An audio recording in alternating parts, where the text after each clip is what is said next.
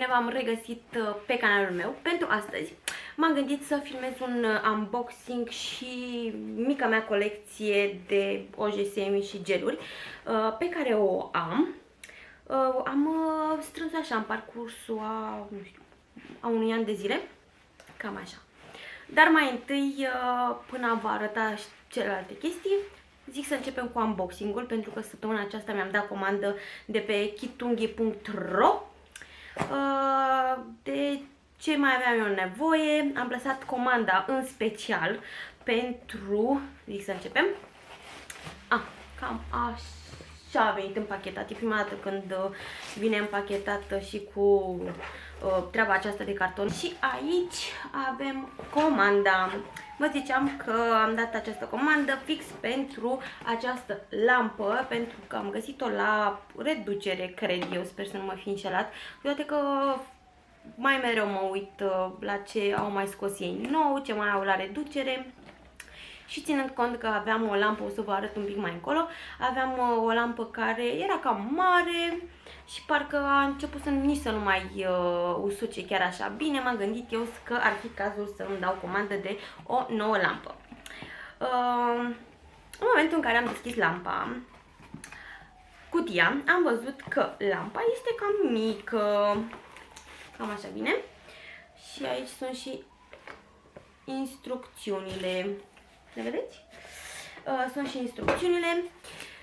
Vă ziceam că mi s-a părut mie că este cam mică, dar în momentul în care am vârât mâna, mâna în lampă, mi-am dat seama că este ok. Pare ok.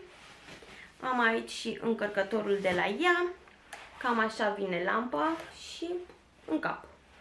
Încape și o mână și ambele mâini. Și mi s-a mai părut ceva interesant la ea, este că acest fund este detașabil și nu am reușit să-l pun în loc. Și mi-a plăcut și treaba aceasta.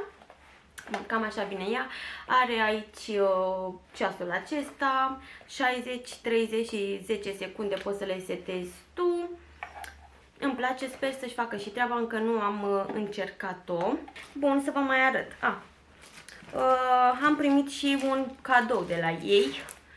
Această pilă, sper să pună și focusul camera mea. Perfect. De Halloween. Este 180 pe 240. Încă nu știu cam cum stă treaba cu pilele, nu m-am prins care și cum e bună. Eu le folosesc așa cum mi se pare mie. Probabil o să vă și filmez cum îmi fac eu unghiile, nu știu exact semi sau cu gel. În ultima perioadă mi-am făcut cu gel, pentru că mi se pare așa mai migăloase și poate mă perfecționez. Mi-a cumpărat și două bafere de la ei. Prețul e undeva la 2 lei. Acestea sunt. Perfect, focus bun. Ce mai avem aici? Un ulei de cuticule. Cam așa vine. Are căpăcelul aici cu perii aceștia. Așa, de aici rotești, iese produsul și-l aplici. În momentul de față am un ulei de cuticule de la Douglas. O să vi-l arăt. Dar probabil că l-ați văzut în unboxing-ul cu calendarul advent de anul trecut. De acolo am. Ia să vedem ce mai avem. Un gel din acesta pe care l-am urmărit să-l găsesc la un preț mai ok. Și am dat 24 de lei și vine în câți mililitri? 15 mililitri. Reușesc oare să nu îl vărs? Ia să vedem. Da. Cam aceasta este și culoarea. Îmi place foarte mult. Și nu aveam o culoare ca aceasta. Cover Pink Dark. Este nuanța Cover Pink Dark. Am mai văzut eu că chiar urmăresc niște persoane pe TikTok, am văzut, sunt multe oricum clipuri și pe YouTube și mai sunt și într-un grup sau două de pe Facebook, Nail Prep. Am zis că nu am Nail Prep și dacă nu am înseamnă că am nevoie. Și este așa. Are și o pensulă. Ia să vă arăt. Micuță. Cam așa. Și să vedem care e faza cu el. Știu că se aplică nail prep-ul, primerul, baza, oja semi sau gelul. Dacă pui gel, după aceea ojă semi sau mai pui deloc, cum este în cazul meu de această dată. Am încercat eu să-mi fac un baby boomer. Mi-a ieșit așa cât de cât. V-am zis, vreau să mă perfecționez și m-am apucat să-mi cumpăr pentru că am zis că mai bine investesc în mine și aș ieși mai în avantaj dacă îmi cumpăr eu lucrurile și mi le fac acasă, cu toate că durează cam mult pentru că, na, mi le fac eu. Am zis că mai bine mi le fac eu, dacă mi le greșesc eu și nu plătesc pe nimeni care să-mi fac unghiile și să mi le greșească. Ce mi-am mai luat aici? Două matrițe, cred că se numesc. Așa. Îmi plac foarte mult acestea cu catch trimmer. Încă nu le-am folosit, da? Am ținut, am zis că vreau să... Știu cum mai am una. Am zis că vreau să vi le arăt și după aceea să îmi fac unghiile, dar cred că o să rămână pe săptămâna viitoare să mi le fac. Și mi-am mai luat și aceasta. Îmi place foarte mult această fundă de aici. Chiar foarte mult, mi se pare super finuță. Și dacă tot mi-am luat acele matrițe, sper să nu greșesc când spun matrițe, mi-am cumpărat și o ștampilă pentru că am nevoie de așa ceva și o foarfecă care, acum uitându-mă la ea, nu mi se pare mie chiar atât de bună. Cam atât cu această comandă. Să-mi pun și lucrurile aici și zic să vă arăt cam ce mi-am cumpărat eu. Unele oje, într-adevăr, mi le-a dat și o prietenă, o fostă colegă de birou, de la muncă. Dar o să încep mai întâi cu lampa. Înainte am avut această lampă și v-am zis că este cam măricică. Asta să o și scot. Mi se părea mie la un moment dat că nu mai usuc așa bine. La fel, se detașează și vedeți, este cam mare, nici nu are ceas aici. În schimb are aici un timer de 120 de... nu vreau să pună focus, dar credeți-mă pe cuvânt că scrie 120 de secunde. Am aici o acetonă, 99% acetonă. Îmi place, am luat-o din Jumbo și am dat 10 lei parcă. În acest recipient care a fost înainte demachiant și mi-a plăcut foarte mult, o să vă vorbesc eu la produse terminate. Mi-am pus și spirit, pentru că ai nevoie de spirit. Aici, în această cutie superbă, am ojele și gelurile, sau câteva geluri, nu mai știu. Ia să vedem. Și pensule. Da, deci sunt câteva și am și geluri colorate.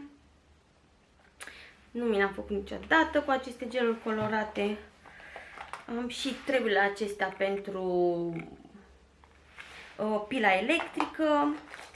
Nu o să vi le arăt chiar pe toate. Mai am și astea de aplicat pe unghii. Nu mi-am aplicat niciodată. În penultima comandă, ca să-mi realizez acest baby boomer, mi-am cumpărat și un gel din acesta Milky White. E superb. Acum stăteam să mă gândesc oare cum să-mi fac unghiile, cu albul acesta lăptos sau cu negru, pentru că aveam nevoie, domne, de negru. Mai am și niște oje din acestea micuțe, dar e o ojă sau ce e asta? Da, este o ojă. De la Rosalind, sunt micuțe ele așa, dar mi se par super faine. Stai să vă arăt măcar o ojă, dacă mai reușesc să o desfac. Nu, nu e asta. Care îmi place la nebunie. De când am cumpărat... aceasta este. Deci este un lila superb, superb. M-am dat de vreo 2-3 ori la rând cu ea, ceea ce se întâmplă greu la mine. Așa, și mai am și treaba aceasta, e 1,50 lei, dar e de mult cumpărat asta, încă mai e bună. Nu știu, n-ați putea să o găsiți, cred că tot așa pe site-uri. Eu dacă o am, nu m-am mai interesat, nu m-am mai uitat și mi aplic gelul, are un pic de praf, cu această pensulă, care în partea aceasta are această spatulă pentru poligel și aici pensula, la fel, o forfecuță care taie dacă nu ești atent. Vedeți ce subțire e? Mă gândeam că e cam la fel de subțire. Și ce mai am? Și tot așa, în penultima comandă am văzut asta și am zis că am nevoie. Partea aceasta e pentru a împinge cuticula și asta de aici, nu știu, pentru a lua surplusul sau... n-am idee. Inițial, în momentul în care m-am apucat să-mi pun eu singură unghiile acasă, am avut această pilă electrică care nu m-a costat foarte mult, dar și a făcut treaba până în momentul în care s-a întâmplat ceva la fir și mi se oprea. Și m-am chinuit penultima dată când mi-am făcut unghiile și am zis că nu se mai poate, așa că trebuie să-mi cumpăr o altă pilă din această electrică. Momentan nu mai păstrez, dar nu prea înțeleg de ce o păstrez, pentru că s-a cam stricat firul acela. Nu știu, nu-mi dau seama, o mai țin un pic acolo, că nu se știe niciodată. Ce mai am aici? Mai am niște pile. Aceasta tot de la ei este. Tot așa, ca și cadou. Și niște pile din acestea care s-au cam consumat ele. Trebuie să văd pe care le arunc și pe care nu. Am văzut pe net acel model Russian, parcă se numește. Cam așa, nu știu, dacă găsesc o să vă pun o poză să vedeți la ce mă refer. Și mi-am cumpărat acestea. Pentru că am zis că vreau și eu să încerc, dar nu am avut când, sinceră, dar urmează să le încerc. Începusem pe la început să-mi pun poligel, așa că de atunci am aceste extensii și mă gândesc să mă reapuc să-mi pun poligel pe unghii, că acum am văzut mai multe filmulețe și poate mă descurc mai bine. Ideea la ele este că mi-ar trebui și un clește de care să le prind, dar nu am și am uitat să-mi cumpăr. Dar urmează. O să mai îmi dau eu comenzi de la ei. Aici avem așa un cover nude.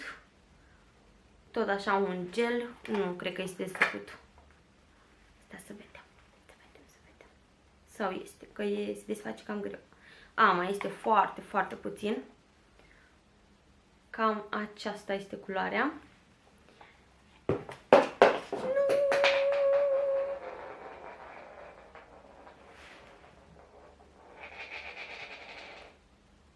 Ok. Punem aici încă. Așa. Un puf din acesta, de dat praful jos. Nu am găsit o perie mai drăguță și o am pe aceasta, care e bună, nu știu, își face treaba pentru mine, ce să vreau mai mult. Multe lucruri nu ar mai fi. Mai am aici la fel niște bafăre, pe acesta este... tot în penultima comandă am dat pe acesta. Și pe acestea în primele mele comenzi. Poligelul acesta care este un album transparent. Pe vremea când îmi făceam unghiile cu poligelul, mi le făceam lungi și mi era greu să mi le pilesc, așa că am zis că am nevoie de o ustensilă și mi-am cumpărat-o pe aceasta. Taie destul de bine, să știți. Numai că nu prea mă pricep eu. În momentul în care pun unghia, parcă mi se duce așa, nu tai cum trebuie, nu tai eu cum trebuie. Vă ziceam eu că mi s-a cam stricat pila veche și am zis să-i fac un upgrade, să nu mai iau la fel. Și mi-am luat această pilă, care inițial, când a venit, mi se părea că e cam mică, nu știu de ce, tot mi se par că sunt lucrurile mici. Și vine așa. Și mi-am făcut un upgrade, deoarece din treaba aceasta poți regla și intensitatea. Bine, puteai și de la cea veche să reglezi intensitatea, dar aceasta este mai puternică. Și haideți să le așezăm, să vedem cum. There were times when I thought I won't make it out alive. There were days when I felt like my head was on too tight. But you came and you turned. Ei bine, dragilor, asta a fost totul pentru astăzi. Sper că v-a plăcut, iar noi ne revedem data viitoare cu un nou clip. Kisses! Bye, bye!